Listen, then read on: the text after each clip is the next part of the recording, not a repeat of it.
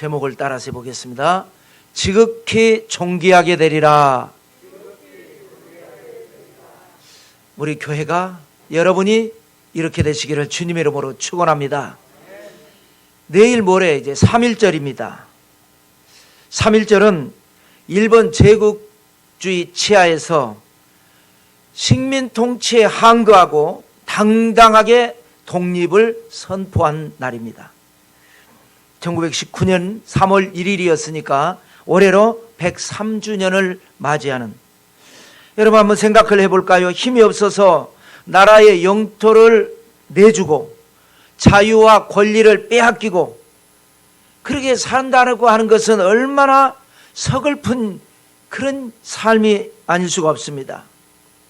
그런데 그렇게 내 나라의 주권을 친일파들은 내어준 사람도 있지만 또 그 서슬퍼는 치하에서 당당하게 주권을 선언하고 선포한 그런 또 애국지사들도 많이 있었습니다.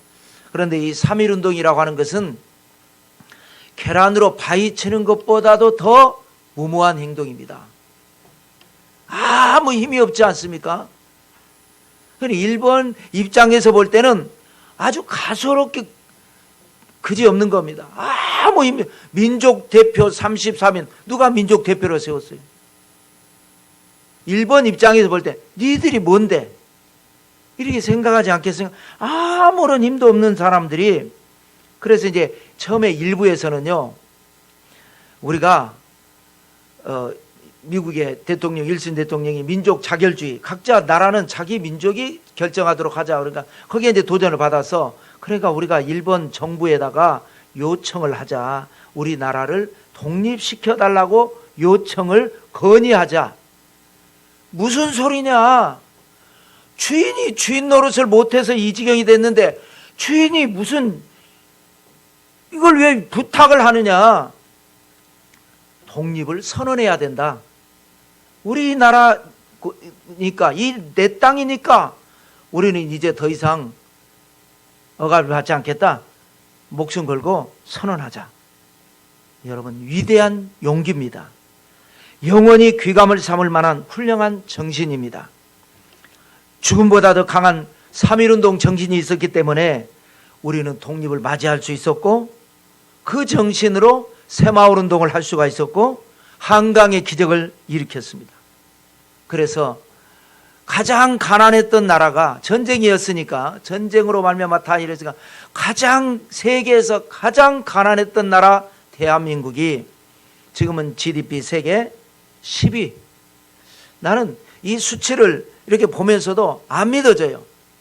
부정적으로 안 믿어지는 게 아니라 너무 좋아서 진짜인가, 이게 꿈인가 생신가.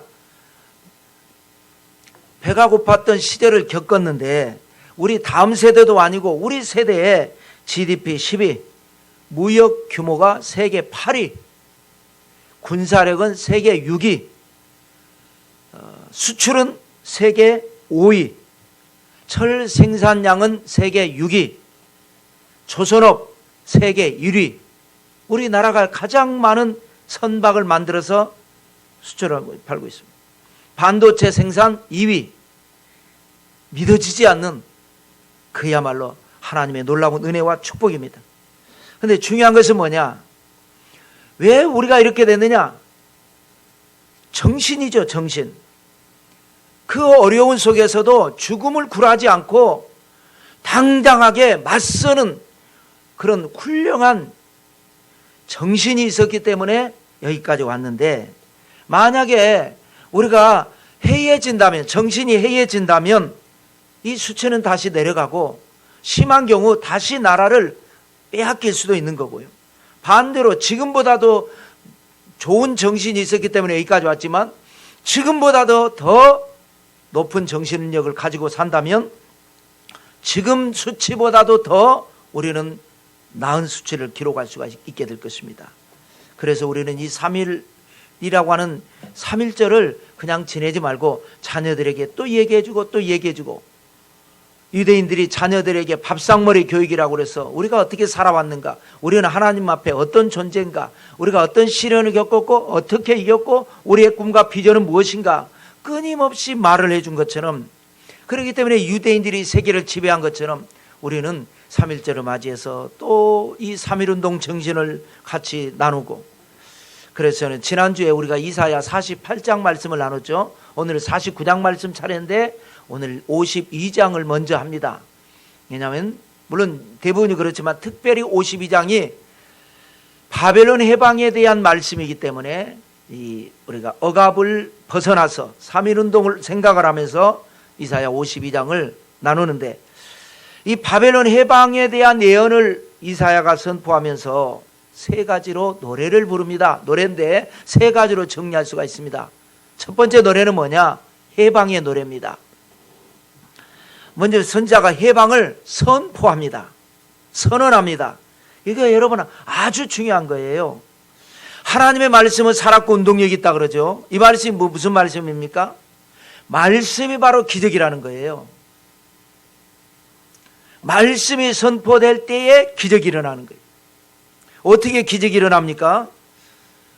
선지자가 기도 중에 하나님의 뜻을 받아들여서 그 하나님의 뜻을 선포할 때 그것이 말씀이고 그것이 기적이 되는 거예요. 오늘날에도 마찬가지입니다. 하나님의 말씀이 선포될 때에 그 말씀을 레마로 믿음으로 받아들일 때에 그 말씀대로 우리의 삶의 변화가 일어나고 기적이 일어나는 겁니다. 자, 1절의 말씀을 읽겠습니다. 선지자가 선언한 겁니다. 선포한 겁니다. 읽겠습니다. 시온이여 깰지어다 깰지어다 내 힘을 낼지어다 거룩한 성 예루살렘이여 내 아름다운 옷을 입을지어다 이제부터 할례받지 아니한 자와 부정한 자가 다시는 내게로 들어옴이 없을 것임이라. 이렇게 선포했어요. 깰지어다 깰지어다 아주 강조했죠. 두 번이나. 그 포로라고 하는, 절망이라고 하는, 불행이라고 하는 깊은 잠에서 깨어나라는 거예요. 그러니까 또 깨어집니다. 사람도 잠자고 있을 때 흔들어 깨우면 깨지지 않습니까? 그러니까 선포해버린 거예요. 깰지어다 깰지어다 내 속에 잠자고 있는 잠재력이 깨어날지어다. 이렇게 선포하는 거예요. 그 다음에 또 뭐라 그럽니까? 내 힘을 낼지어다. 이 말씀이 선포되면요, 이상하게 힘이 불끈 솟아오릅니다. 왜? 이것이 하나님의 말씀이기 때문에. 그 다음에 뭐라 그래요? 내 아름다운 옷을 입을지어다. 지금 입고 있는 옷이 무슨 옷입니까? 바벨론의 옷입니다. 히브리 옷으로 갈아입으라는 거예요. 지금 입고 있는 옷이 무슨 옷이라고요? 포로의 옷입니다. 이제 자유의 옷을 입으라는 거예요. 내 아름다운 옷을 입을지어다. 그러면서 할례받지 아니한 자와 부정한 자가 다시는 내게로 들어옴이 없을 것이다. 할례받지 아니한 자, 부정한 자는 이방인을 말합니다. 이방의 나라가 쳐들어와 가지고 예루살렘이 함락되고 포로로 끌려간데 다시는 그런 일이 일어나지 않을 것이다.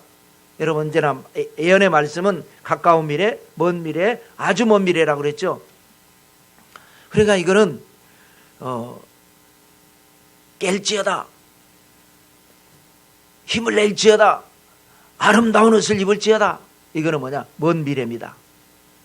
나중에 170년 후에 바벨론에서 해방될 것을 말하는데, 내게 이제 다시는 이런 일이 일어나지 않을 것이다. 이거는 아주 먼 미래에 일어나는 일이 되는 것입니다. 이 선포를 통해서 이스라엘 백성들의 미래가 달라집니다. 오늘 우리의 미래는 어떻습니까? 여러분은 어떻게 생각하십니까? 여러분의 미래는 어떻게 될 거라고 생각하십니까? 1년 후에 어떤 일이 일어날까요? 5년 후에, 10년 후에, 20, 30년 후에 여러분의 노년은 어떻게 될 거라고 생각하십니까? 막연하게 기다리면 가혹한 운명이 이끄는 미래가 될 확률이 굉장히 높습니다. 좋은 듯 하다가도 결국은 뒤집어져서 운명이라고 하는 것은 우리를 괴롭히는 것입니다. 막연하게 기다리면 이 가혹한 미래가 기다리고 있습니다. 우리는 어떻게 해야 되느냐? 우리에게는 하나님의 말씀이 있습니다. 하나님의 말씀은 축복의 말씀입니다. 축복의 말씀을 선포하는 겁니다. 그리고 선포된 말씀을 아멘으로 받아들이고 그 받아들인 말씀 붙들고 기도하는 겁니다. 말씀이 씨줄이 되고 기도가 날줄이 되면 이것이 나중에 우리 미래가 위대하게 열려지는 가혹한 미래가 아니라 위대한 미래가 되고 아름다운 미래가 되고 그런 역사가 일어나게 될 줄로 믿습니다. 그래 스스로 축복을 해줘야 돼요. 여러분 축복하고 있습니까? 깰지어다라고 말을 하고 있습니까? 그 세상 살다 보면 문제가 있으면 아유 어떡하지 이렇게 생각하지. 사탄아 물러갈지어다. 그리고 나쁜 거는 물리치고 내 안에는 내 이 문제는 해결될지어다. 잘 될지어다. 이렇게 하라는 거예요. 우리는 교회를 백날 다녀도 무슨 문제 터지면 아유 어떡하지 이렇게 하지 선포를 하지 않아요. 말씀은 살아서 운동하는 겁니다. 내가 말씀을 선포하지 않으면 살아갈 수가 없고 운동할 수가 없죠. 말씀을 선포하고 선포된 말씀 붙들고 기도하셔서 여러분의 미래는 운명이 이끄는 가혹한 미래가 되지 말고 아름답고 위대한 축복의 미래가 되시기를 주님의 이름으로 축원합니다. 자, 그다음에 이제 해방이 될 때에 백성들이 이제 해방을 선포하잖아요. 그렇게 해방이 될 때에 백성들이 지킬 준수 사항이 아주 중요한 2절을 읽어보겠습니다. 너는 티끌을 털어버릴지어다. 예루살렘이여 일어나 앉을지어다. 사로잡힌 딸 시온이여 내 목의 줄을 스스로 풀지어다. 세포도주는 세부대에 담으라는 말씀과 같은 말씀이죠. 같은 의미죠. 티끌을 털어버리라는 거예요. 무슨 티끌이요? 바벨론 티끌. 바벨론에서 이제 해방될 때니까 그동안에 바벨론에서 살 때는 바벨론 티끌 속에서 살고 바벨론 스타일로 살고 바벨론과 함께 살았지만 이제 바벨론에서 나오게 하실 때에는 바벨론 티끌을 탈탈 털어버리고 나와야지 바벨론 스타일 가지고 나오지 마라. 과거의 상처, 시험, 앙금이 남아있으면 안 된다. 새로운 비전을 향해 나가기 위해서는 과거가 아무리 내가 억울한 일을 당하고 속상한 일을 당하고 힘든 일을 당했어도 탈탈 털어버리고 나가야지 과거를 붙들고 나오면 안 된다. 이런 말인 겁니다. 그러면서 또 뭐라 그럽니까? 내 목의 줄을 스스로 풀어버려라. 목줄, 노예의식. 목줄 잡혔기 때문에 목줄을 잡고 있는 사람이 끄는 대로 가는 겁니다. 이쪽으로 끌면 이리 가고 나는 저쪽 가고 싶은데 이 목줄을 잡고 있는 바벨론이 이쪽으로 끌면 난 저쪽 가고 싶은데도 어쩔 수 없이 이리 가야죠. 그러나 이제는 하나님의 말씀으로 선포했으니까 이제는 스스로 네 힘으로 내 목에 있는 줄을 스스로 풀어버려라. 노예의식을 던져버려라. 유행 따라 살고 세상 풍조 따라 사는 인생이 아니라 하나님의 말씀을 따라서 살아라. 여러분, 나를 힘들게 하는 것은요 사람이나 환경이 아닙니다. 물론 우리가 세상 살다 보면 참 못된 사람 만나기도 하고 나를 힘들게 하는 사람 만나기도 하고 또 참 나를 괴롭게 하는 환경을 만나기도 하고 그래서 힘들고 어렵고 하지만 그런 눈에 보이는 현상적인 것이고 나를 힘들게 하는 것은 결국 납니다.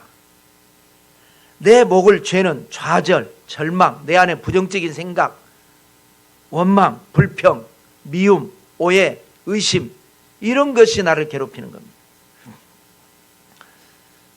어제 그제 뉴스에서 보니까 기자가 인터뷰를 했는데요. 누구하고 인터뷰를 했느냐면 임성환이라고 하는 드라마 작가하고 인터뷰를 했어요. 이 드라마 작가가 아마 유명한 작가인가 봐요. 아주 이 사람이 글을 써서 드라마가 아주 히트를 많이 친 어느 정도 평가를 하냐면 셰익스피어도 이렇게 할 수 없다. 이렇게 그 필력이라고 하더라고요. 이 드라마 이 대본을 쓰는 거를 필력이라고 하는데 셰익스피어도 이렇게 할 수가 없다. 할 정도로. 그러면서 예를 하나 들었는데 드라마라고 하는 게 주인공 두 사람만 가지고 되는 게 아니지 않습니까? 조연들 역할 또 장면 전환 이렇게 돼야 재미가 있는 거지 두 사람이 계속 얘기하면 재미가 없잖아요. 그런데 70분 동안을 부부가 이제 바람피는 부부인가 봐요. 내용은 좋진 않아요. 그래서 이제 화가 나가지고 두 부부가 싸우는데 장면 전환 없이 다른 등장인물 없이 두 부부가 70분 동안을 대화하는 그런 대본을 쓴다라는 거예요. 다른 거 같으면 재미없어서 채널 돌리죠. 그게 무슨 드라마인지는 모르겠습니다. 나는 드라마를 본 게 아니라 그 뉴스를 본 거니까. 그 관객들은 70분 동안을 두 사람 얘기하는 걸 보고 있을 정도로 그 대사가 기가 막히다라는 거예요. 셰익스피어보다 더 잘 쓴다라는 거예요. 그러다 보니까 인기도 있고, 그러다 보니까 또 고집도 좀 센가 봐요. 뭐 방송국장이라든지 뭐 이런 분들이 이번 배역은 아무개, 압력이 들어오는 거죠. 아무개를 좀 쓰라고 그래도 절대 안 쓰고 자기가 생각하는 사람, 그 사람을 쓰고, 그러다 보니까 많이 이제 부딪히기도 하고 호불호가 갈리기도 하고, 그래서 한때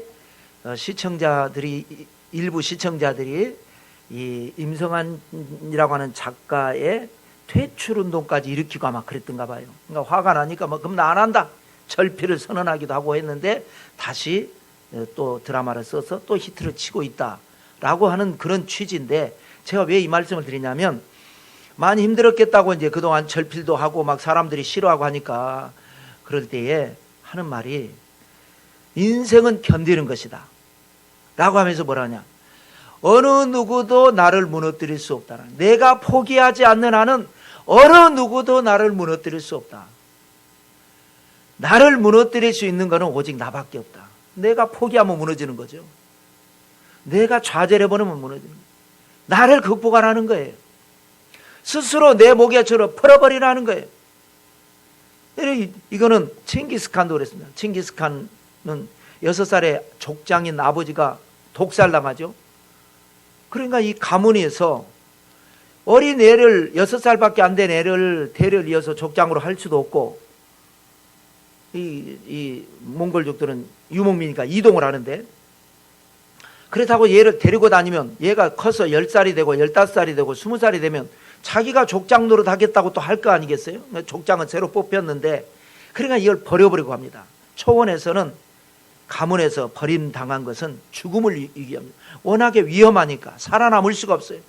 그 엄청난 위기 속에서 살아남고 배신을 당하고 또 포로로 잡혀서 칼을 쓰고 도망가는, 우리 조선시대에 이 감옥에 갇히면 목에다 이걸 쓰잖아요. 이걸 칼이라고 그러죠. 그걸 쓰고 도망 다니는 생활도 하고, 자기 이름도 쓸 줄 모르는 문맹이고, 그런 사람이었지만 그 나의 불행, 나의 실패, 나의 어떤 불합리한 조건들을 내 스스로 극복할 때에 나는 칭기스칸이 되었다. 물론 이 말은 칭기스칸이 한 말이 아닙니다. 칭기스칸을 연구를 해서 칭기스칸에 대한 책을 쓴 사람이 한 말인데, 그거는 그렇게 칭기스칸이 한 말이라 진배 없을 정도로 나는 나 스스로를 극복할 때에 나는 칭기스칸이 되었다. 오늘날 대부분의 사람들이 환경 탓을 하고 사람 탓을 합니다. 누구 때문에 내가 이렇게 됐다라고 하지만 그는 어리석은 것입니다. 나 스스로를 극복하고 내 스스로 내 목의 줄을 풀어버리고, 그리고 미래를 향해 힘차게 하나님의 말씀을 선포하고 나갈 때 기적은 일어나게 될 줄로 믿습니다. 그런데 하나님이 이제 무죄 판결, 아까 선지자가 선포했죠. 해방을 선언하고 하나님은 무죄 판결 내리신다라는 내용이 4절과 5절을 읽겠습니다. 주 야훼께서 이와 같이 말씀하시되 내 백성이 전에 애굽에 내려가서 거기에 거류하였고 아수르인은 공연히 그들을 압박하였도다. 그러므로 이제 야훼께서 말씀하시되 내 백성이 까닭 없이 잡혀갔으니 내가 여기서 어떻게 하랴. 야훼께서 말씀하시되 그들을 관할한 자들이 떠들며 내 이름을 항상 종일토록 더럽히도다. 좀 길지만 간단하게 요약하면 4절 말씀은 뭐냐면 세 번째 줄에 공연이라는 말, 공연이. 그 다음에 5절의 핵심 뭐냐? 5절의 두 번째 줄에 까닭 없이, 공연이 까닭 없이. 이 말은 무슨 말이냐면 4절은요, 북왕국 이스라엘이 멸망한 게 아수르에서 멸망했잖아요. 아수르인은 공의하니 그들을 압박했다 이게, 북왕국을 멸망시켰다 이게. 그다음에 5절은 뭐냐? 바벨론에 의해서 남왕국 유다가 또 멸망하는데 바벨론도 남왕국 유다를 까닭 없이 아무 잘못한 거 없는데 그렇게 했다라는 거예요. 여러분 이상하지 않습니까? 저는 이 말씀을 준비하면서 했습니다. 왜요? 북왕국이 멸망하고 남왕국이 멸망한 거에 대해서 멸망하기 전에도 선지자는 너희들 그따위로 하면 너희들 망한다라는 예언을 많이 했습니다. 망하고 난 뒤에도 너희 죄 때문에 망했다라고 엄청나게 기록이 되어 있습니다. 우리가 공부했잖아요. 스가랴서에도 그게 많이 나오고, 그 해방되고 난 뒤에도 우리 조상들이 그때 왜 망했지? 죄 때문이야 그랬고, 이사야 앞부분에도 계속 죄 때문에 너희가 잘못해서 그렇게 됐다라고 했는데, 여기에서는 아무 잘못 없는데 아수르가 바벨론이 우리 내 백성을 괴롭혔다라고 성경은 기록하고 있습니다. 이게 바로 하나님의 거룩한 이중 플레이입니다. 우리를 깨닫게 하기 위해서, 우리를 보다 더 나은 선민으로서 거룩하게 하기 위해서 죄를 지적하시는 겁니다. 그것도 아주 신랄하게 지적합니다. 그런데 영적 전쟁에 승리하기 위해서는 마귀 사탄 앞에서는 죄가 없다고 판결 내리시는 하나님, 나에게는 죄를 지적하시고 나를 공격하는 원수 앞에서는 임성명은 죄가 없다고 판결하신 하나님, 이게 하나님의 이중 플레이. 그럼 하나님의 말씀을 받을 때에 죄를 지적하면 아멘 할렐루야 하고, 죄가 없다고 해도 아멘 할렐루야 하는 것이지, 신앙의 이 말씀의 깊이를 모르면 죄를 지적하면 시험에 들고 이러지 말라는 거예요. 하나님은 때로는 막 죄를 신랄하게 지적을 하는데 어떨 때 가서는 죄가 없다는 거예요. 아무 잘못 없다는 거예요. 아무 잘못 없는데 마귀가, 아수르가, 바벨론이, 그러므로 내가 아수르를 칠 것이고 바벨론을 칠 것이고 마귀 사탄을 칠 것이다, 이렇게 말씀하시는 거예요. 영적인 의미를 깨달아요. 자, 두 번째로는 구원의 노래입니다. 아까는 해방의 노래죠. 해방의 노래는 구원의 노래와 연결이 됩니다. 해방은 뭐냐? 유대인들이 바벨론에서 돌아온 게 해방입니다. 구원은 뭐냐? 영적인 걸 의미합니다. 그러니까 이거는 유대인들도 되지만 이방인들 모두가 죄의 포로에서 해방을 얻는 것, 이것이 바로 구원이라고 하는 겁니다. 구원의 노래는 뭐라고 선포하느냐? 하나님이 통치하신다라고 하는 말씀이 7절에 있습니다. 읽겠습니다. 좋은 소식을 전하며 평화를 공포하며 복된 좋은 소식을 가져오며 구원을 공포하며 시온을 향하여 이르기를 내 하나님이 통치하신다 하는 자의 산을 넘는 발이 어찌 그리 아름다운가. 평화를 선포하고 구원을 선포하는 소식이 이 소식을 전파하라는 거예요. 어떤 소식이에요? 평화, 구원의 소식인데 구체적으로 뭐라고 그랬어요? 세 번째 줄에 하나님이 통치하신다. 이게 여러분 엄청난 축복의 말씀입니다. 전에는 누가 통치했습니까? 공중권세 잡은 마귀가 우리를 통치하고 있는 겁니다. 그런데 이제 하나님이 통치하신다, 이 말씀입니다. 언제부터 하나님이 통치하십니까? 아직은 아닙니다. 이사야 시대에 이를 지금 말하는 거예요. 아직은 아니에요. 언제부터 하나님이 통치하시느냐? 메시아이신 예수 그리스도가 오셨을 때에 뭐라고 그럽니까? 하나님의 나라는 너희 안에 있느니라. 그러니까 하나님의 통치가, 하나님의 나라니까 우리 안에서 이루어지는 겁니다. 예수님 시대에 와가지고, 그 전에는 마귀가 다스리는 세상입니다. 근데 예수님이 오시니까 하나님이 통치하시기는 하시는데 세상을 통치하시는 건 아니고 우리 안에서 내가 믿으면 내 안에 하나님의 나라가 이루어집니다. 하나님이 통치하시는 겁니다. 그런데 세상은 아직까지 마귀가 다스립니다. 그러니까 우리가 믿음 생활을 잘해야 되는 겁니다. 내 안에 하나님의 나라가 이루어진 겁니다. 하나님의 나라를 통치하십니다.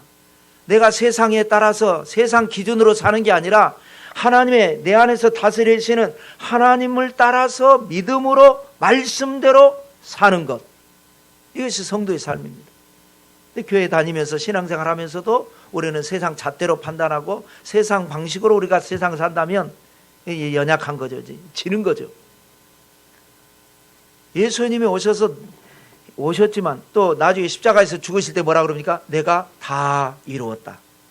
그럼에도 불구하고 아직 이 세상은 마귀가 다스리지 하나님이 다스리지 않습니다. 하나님이 다스리시는 것은 각자 우리 안에서, 내 믿음 안에서, 우리 교회 안에서 다스리시는 거예요. 그러면 언제 하나님이 온전히 다스리시느냐? 계시록에 우리가 공부했지 않습니까? 계시록 12장 7절 한번 읽어보겠습니다. 하늘에 전쟁이 있으니 미가엘과 그의 사자들이 용과 더불어 싸울세 용과 그의 사자들도 싸우나 이기지 못하여 다시 하늘에서 그들이 있을 곳을 얻지 못하고 쫓겨났다라는 말씀. 공중권세 잡고 있어요, 마귀가. 그래서 하늘에 이제 전쟁이 일어난 겁니다. 그래서 미가엘과 그의 사자들, 천사들이 이 마귀 군대하고 싸워서 용과 그의 사자들을 쫓아내버렸어요. 여기에서 더 이상 있을 것을 얻지 못하고 쫓겨난 것이 땅에 내려오고, 땅에 내려와서 또 전쟁을 일으키니까 또 주님께서 재림하셔서 또 그것을 또 이겨서 내시니까 나중에 결국은 계시록 19장 6절을 읽어보겠습니다. 또 내가 들으니 허다한 무리의 음성과도 같고 많은 물소리와도 같고 큰 우레소리와도 같은 소리로 이르되 할렐루야 주 하나님 우리 하나님 곧 전능하신 이가 통치하시도다. 공중곳에 담은 마귀를 쫓아내고 지상에 쫓겨와서 또 여기서 미혹하니까 또 지상에 주님이 재림하셔서 여기서 무저갱에다 집어넣고 그때서야 온 세상이 하나님이 통치하시도다. 그래서 새 하늘과 새 땅이 열리고 새 예루살렘으로 우리는 들어가게 되는 겁니다. 지금은 내 안에서 하나님의 통치하시는 거예요. 여러분 안에서 통치하시는 거예요. 아직 세상은 마귀가 지배를 해가지고 때로는 불행이 있고 때로는 문제가 일어나고 영적 전쟁이니까 하나님은 하나님, 성령은 성령대로 역사하시고 마귀는 마귀대로 역사해서 좋은 일도 있다가 안 좋은 일도 있다가 성공했다가 실패했다가 행복했다가 불행했다가, 그러나 우리는 내 안에서 온전히 하나님이 통치하시니까 하늘이 무너지고 땅이 꺼져도 영혼이 잘됨 같이 범사에 잘되며 강건하고 항상 기뻐하고 쉬지 않고 기도하고 범사에 감사하고 여러분 언제나 믿음으로 승리하게 되시기를 주님 이름으로 축원합니다. 그래 땅 끝까지 구원하신다라는 10절 읽어보겠습니다. 야훼께서 열방의 목전에서 그의 거룩한 팔을 나타내셨으므로 땅 끝까지도 모두 우리 하나님의 구원을 보았도다. 이것이 이제 구원, 땅 끝까지.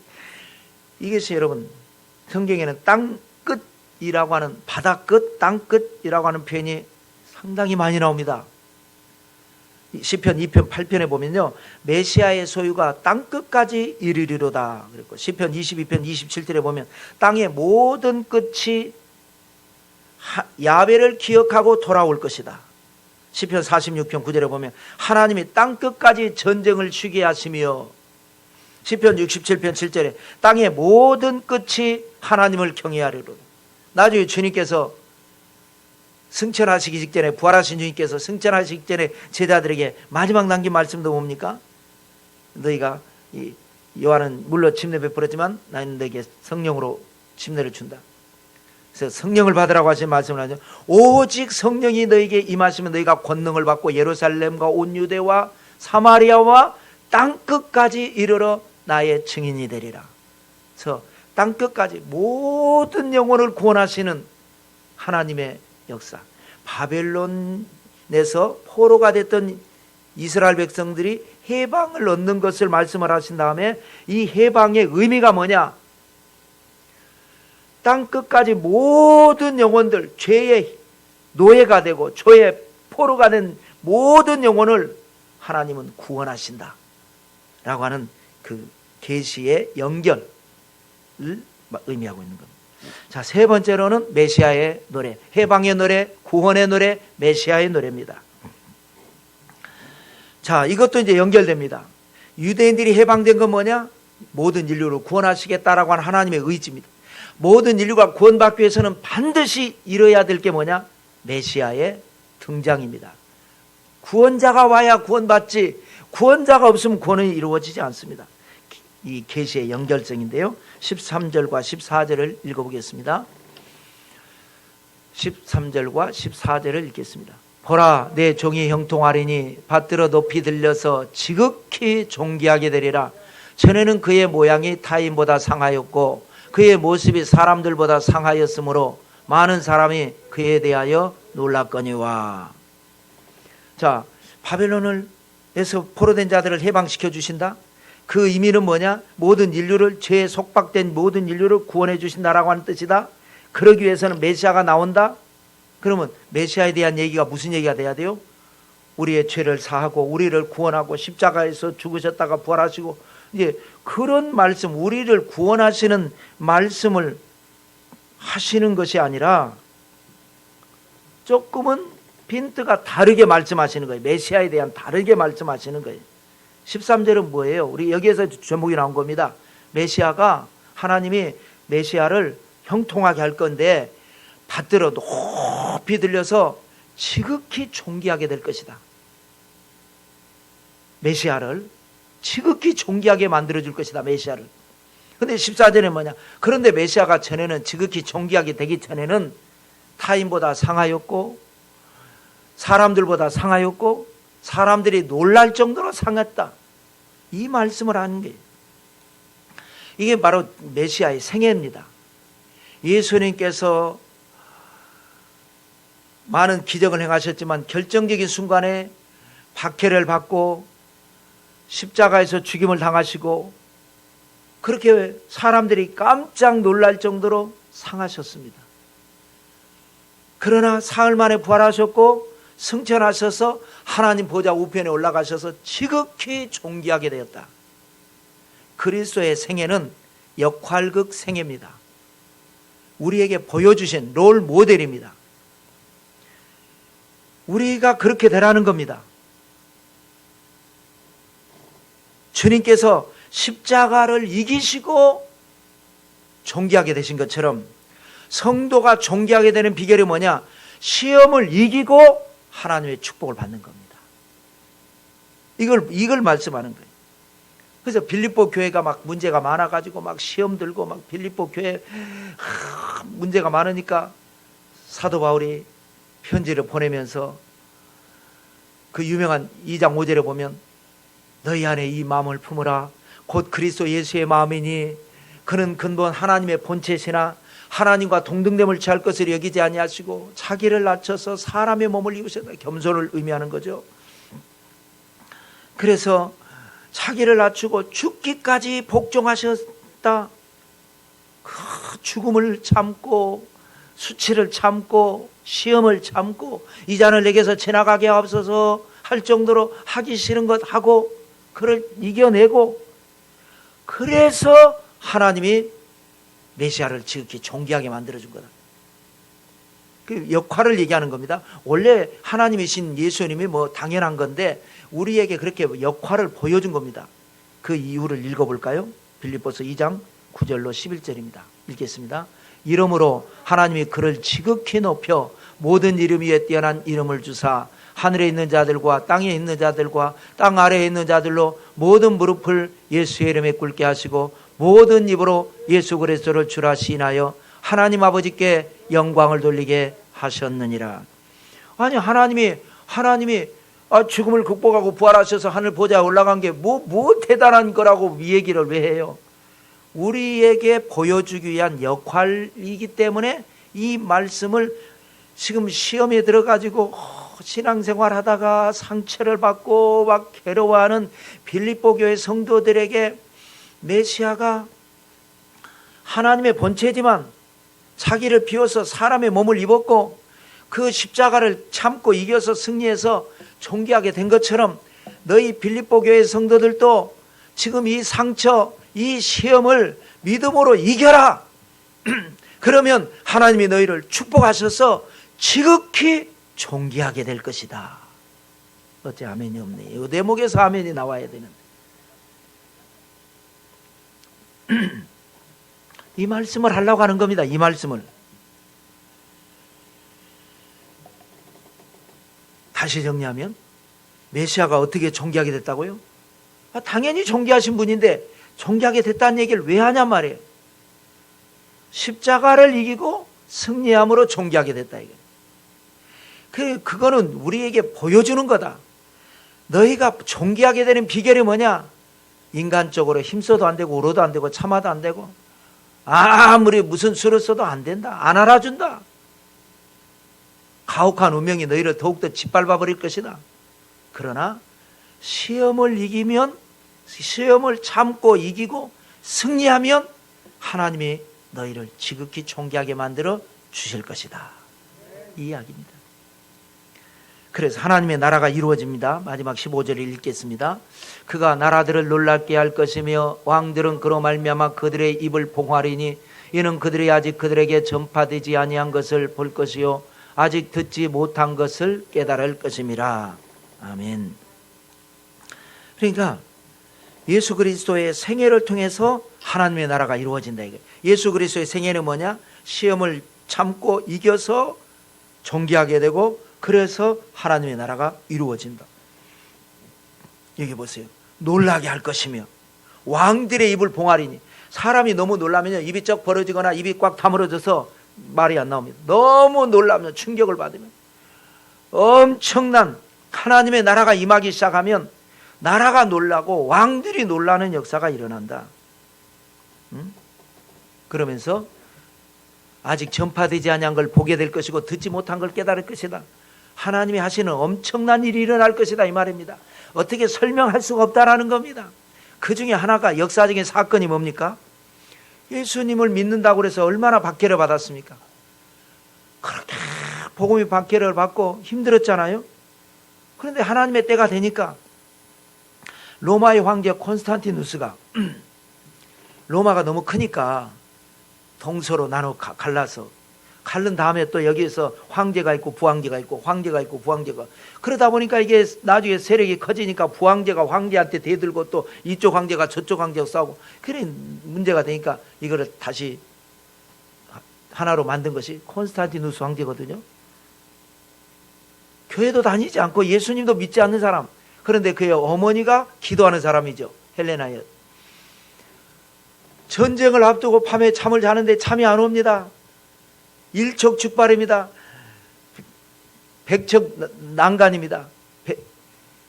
그런데 그 밤에 잠을 자는데 꿈속에서 십자가의 깃발이 보이더니 음성이 들립니다. 이것으로 승리하리라.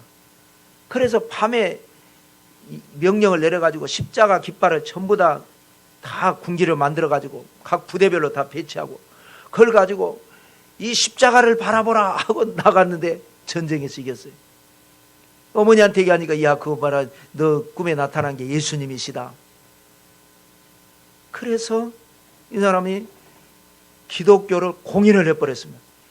그렇게 순교를 당하고 박해를 당했던 로마가 황제 한 사람에게 하나님이 역사하시니까 이 사람이 기독교를 인정을 해버리고 전 세계 모든 왕들이 콘스탄티누스 황제를 본따가지고 십자가를 문양을 달고 그거를 받아들이니까 복음이 그때부터 시작해서 막 전 세계에 퍼지게 되는, 그야말로 전파되지 아니한 걸 보게 될 것이고 듣지 못한 것을 깨닫게 되는 희한한 역사가 일어났습니다.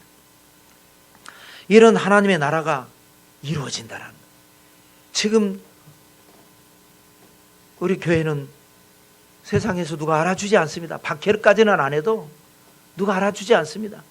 그러나 우리 안에 하나님의 통치가 이루어지고 우리가 하나님의 말씀을 선포하고 믿음으로 시험을 이기면 어느 날 희한한 일이 일어나가지고 주변 사람들이 사랑과 은혜 교회, 와, 입이 다물어지지 않고 사랑과 은혜 교회가 최고라 그러고, 그런 기적은 반드시 일어나게 될 줄로 믿습니다. 그러므로 여러분, 우리는 시험을 참고 시험을 이기는 신앙이 되어야 됩니다. 우리가 시험을 이기지 못하면, 내 스스로가 내 목에 줄을 풀어내지 못하면 우리는 운명이 이끄는 미래를 향해 나가게 될 것입니다. 이기게 하시는 이도 하나님이십니다. 하나님의 말씀을 바라보고 꿈과 비전을 가지고 여러분 시험을 이기시기 바랍니다.